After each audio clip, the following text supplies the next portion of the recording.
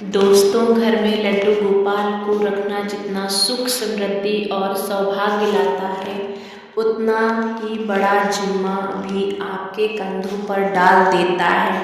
याद रखिए, यह सिर्फ एक मूर्ति नहीं बल्कि स्वयं भगवान श्री कृष्ण है, साक्षात स्वरूप हैं। अगर आपने उन्हें अपने घर में विराजमान किया है तो उनकी सेवा अपने बच्चे की तरह करनी होगी। जरा सी लापरवाही, गलती और वही लड्डू गोपाल जिनकी कृपा से जीवन में आनंद बरसता है, उनकी नाराजगी आपके घर की खुशियां तक छीन सकती है। कई लोग बिना जाने कुछ ऐसी भूल कर बैठते हैं जो न सिर्फ उनकी किस्मत को रोक देती है बल्कि घर में अनजाने दुखों को बुला लेती है। आज हम आपको बताने जा रहे हैं वो गुप्त और बेहद अहम बातें जिन्हें हर भक्त को जरूर जानना चाहिए। और यकीन मानिए, जो आखिरी राज हम खोलने वाले हैं वो आपको हिला देगा। शायद आपने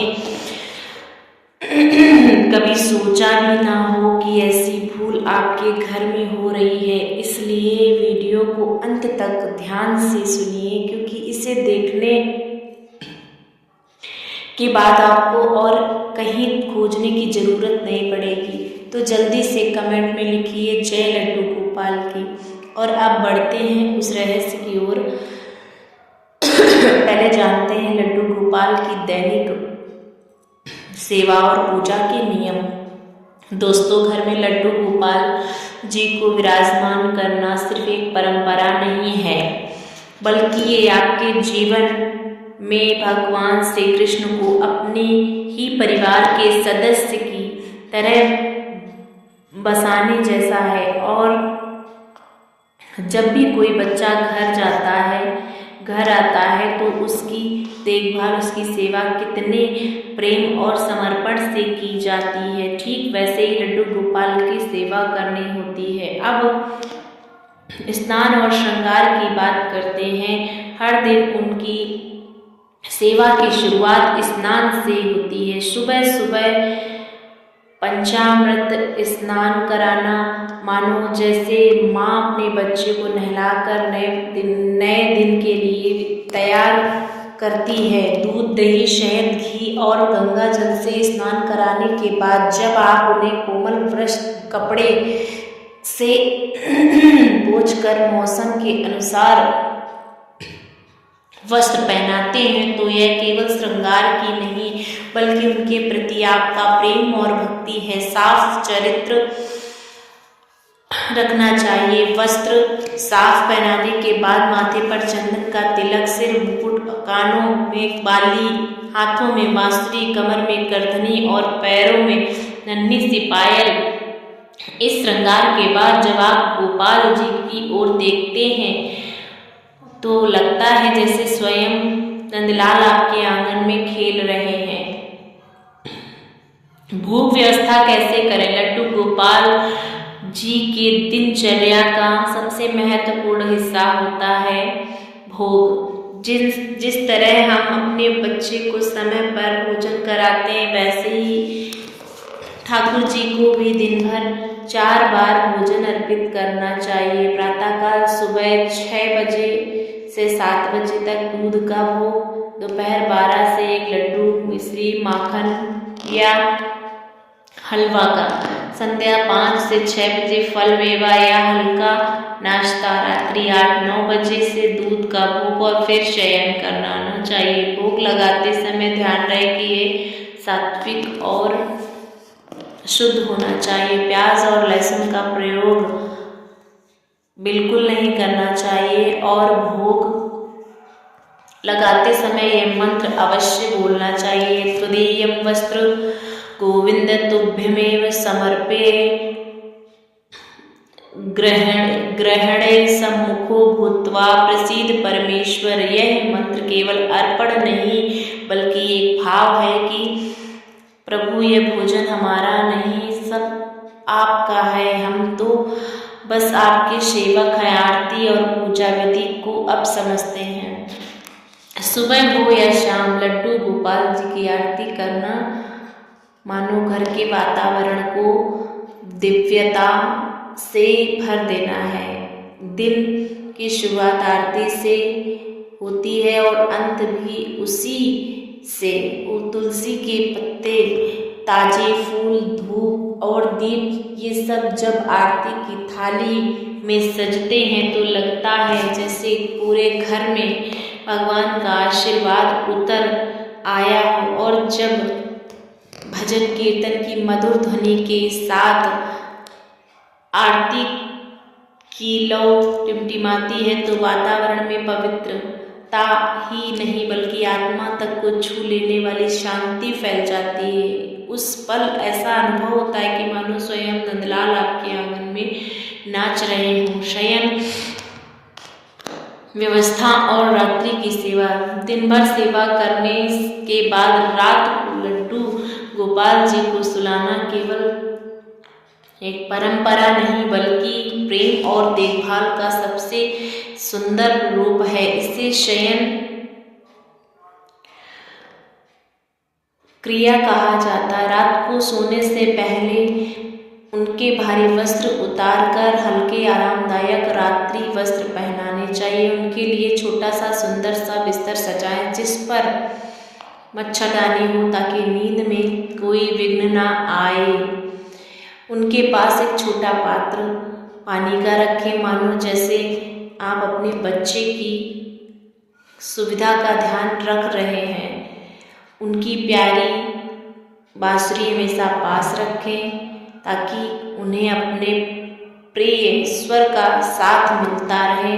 और सबसे भावुक पल होता है जब धीरे धीरे लोरी गाकर या नन्हे नन्हे पैरों की मालिश करके उन्हें सुलाते हैं। उस समय ऐसा लगता है जैसे आप केवल एक मूर्ति नहीं बल्कि साक्षात बाल गोपाल की सेवा कर रहे हैं।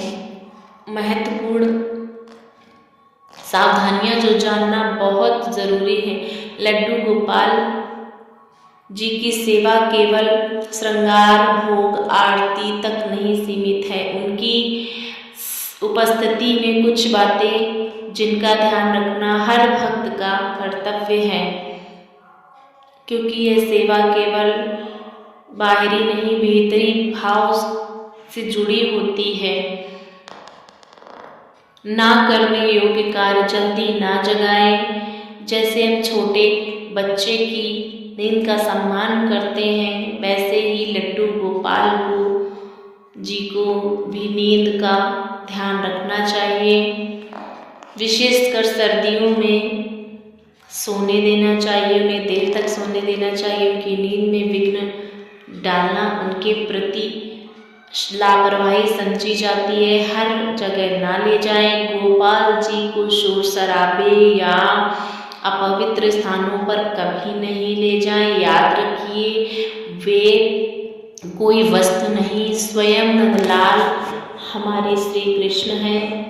हमारे श्री नंदलाल हमारे प्रभु हैं। पवित्र आवश्यकता स्थानों पर ही ले जाएं, अकेला ना छोड़ें। जिस तरह हम छोटे बच्चे को अकेला छोड़ने से डरते हैं उसी तरह गोपाल जी को भी घर में अकेला कभी नहीं छोड़ें। यदि लंबी यात्रा पर जा रहे हैं तो उनकी सेवा किसी विश्वसनीय व्यक्ति को सौंपे। गंदे वातावरण से बचें। जहाँ लड्डू गोपाल विराजमान हो वह स्थान हमेशा स्वच्छ होना चाहिए। टूटी फूटी वस्तुएं गंदगी पास में रखना अशुभ माना जाता है और इससे वातावरण की सकारात्मक ऊर्जा कमजोर पड़ जाती है।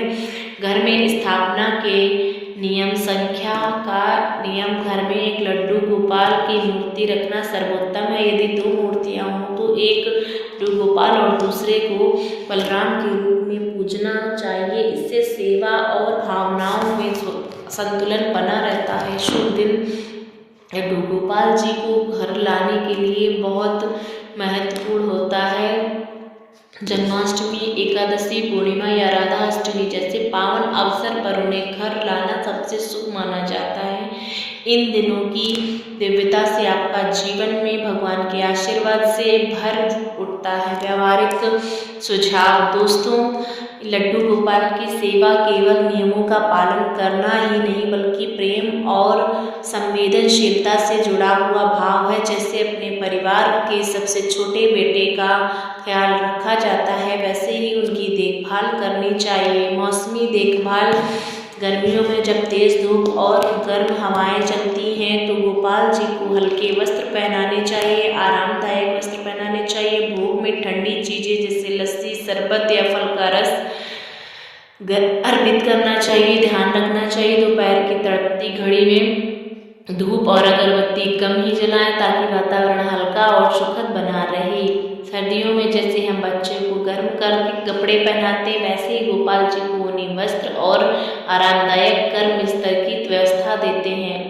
इससे उन्हें सर्द हवाओं से बचाव मिलता और आपके मन को भी संतोष मिलता है कि आपने उनका पूरा ध्यान रखा है। पारिवारिक सहयोग, लड्डू गोपाल की सेवा तभी सबसे मधुर बनती है जब पूरा परिवार इससे भाग लेता है, उसमें भाग लेता है। माता पिता से लेकर बच्चों तक हर कोई यदि थोड़ी सी भी सेवा करे तो घर का वातावरण भक्ति और भाव और प्रेम से भर उठता है। छोटे बच्चों को भी इस सेवा से शामिल करें, उन्हें फूल चढ़ाने दें, धूप से दिखाने दें या बस गोपाल जी के पास बैठने दें। इस छोटे से अभ्यास से उनके मन में भगवान के प्रति प्रेम और श्रद्धा हमेशा के लिए बस जाती है।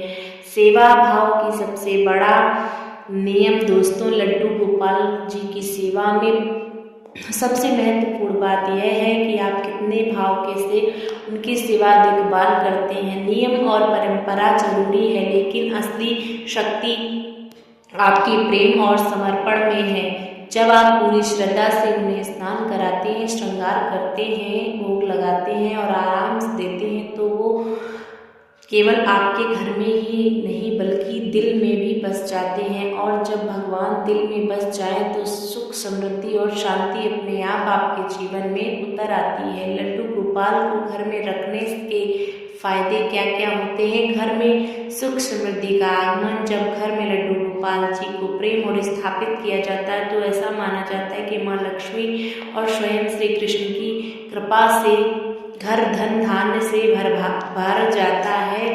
घर के कामों में बरकत होती है और कभी दरिद्रता का भय नहीं रहता है। सकारात्मक ऊर्जा का प्रवाह, लड्डू गोपाल की उपस्थिति से घर का वातावरण पवित्र और शांतिमय हो जाता है। जहाँ वह विराजमान है वहाँ से नकारात्मक ऊर्जा दूर भागती है और हमेशा सकारात्मक बनी रहती है। परिवार में प्रेम और एकता, गोपाल जी की सेवा अक्सर परिवार मिलकर करता है। इससे आपसी रिश्तों में मधुरता आती है। बच्चों को भी जब उनकी सेवा में शामिल किया जाता है तो उनमें संस्कार और भगवान के प्रति प्रेम बचपन से ही विकसित हो जाता है। मन की शांति और तनाव से मुक्ति, लड्डू गोपाल जी की सेवा और भोग आरती करते समय मन अपने आप शांत हो जाता है। उनके दर्शन से चिंता और तनाव मिट जाता है। ये सेवा एक तरह से आध्यात्मिक ध्यान है जो आत्मा को सुकून देता है। संतान सुख और परिवार वृद्धि कहा जाता है कि बाल स्वरूप कृष्ण की पूजा करने से दंपति को संतान सुख प्राप्त होता है। जिन दंपतियों की संतान नहीं होती उनके लिए लड्डू गोपाल की सेवा विशेष फलदायी होती है मानी जाती है। स्वास्थ्य और लंबी आयु का आशीर्वाद, नियमित रूप से गोपाल जी का भोग, स्नान और आरती करने से घर के सदस्यों को मानसिक और शारीरिक स्वास्थ्य का आशीर्वाद मिलता है। कई भक्तों का मानना है कि भगवान की कृपा से रोग दूर होते हैं और जीवन में दीर्घायु मिलती है। कर्मों की शुद्धि और आध्यात्मिक उन्नति, लड्डू गोपाल की सेवा का सबसे बड़ा लाभ है। आध्यात्मिक उन्नति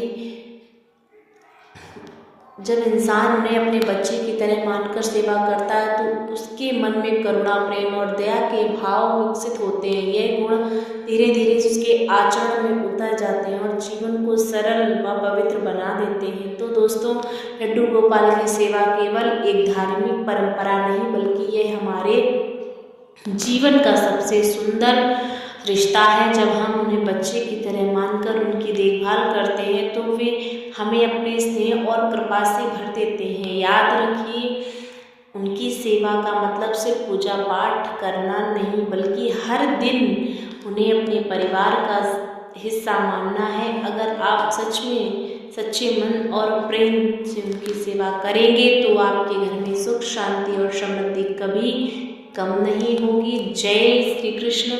अगर वीडियो अच्छी लगे तो लाइक और शेयर करना ना भूलें और चैनल को सब्सक्राइब ज़रूर करें, ताकि ऐसी दिव्य और प्रेरणादायक जानकारियाँ आप तक पहुंच सकें, हमेशा पहुंचती रहें।